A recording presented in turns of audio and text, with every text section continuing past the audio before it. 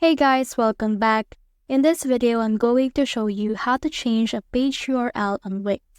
So let's get started. So in order to do that, what you can do is you can click on the sidebar menu, and there's a third icon which is named Pages and Menu. So for this one, you can see in here the pages that I have.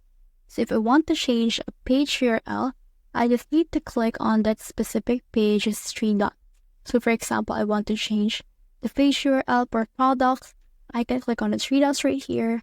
Then from in there, I can click on settings.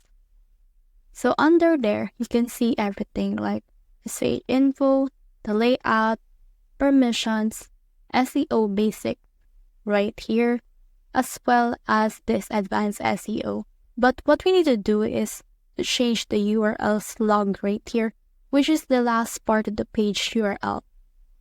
So in here, right now, it is called general-1. So if we click on go to URL, we can see that we can open that specific page on that specific URL. So what we can do is we can change it into products. So make sure that it is on the proper form. And then once you're done with that, you can actually just let it be. And you can also head over to Advanced SEO, where you can structure data markup in order for this specific page to appear when people search for that specific thing. So as you can see, it has been changed. And when we head over to the URL, we will be able to see that the URL has been changed as well. So let's try to publish this change. And once we have published this change, we should be able to see a URL for a specific website. So click on View Site right here.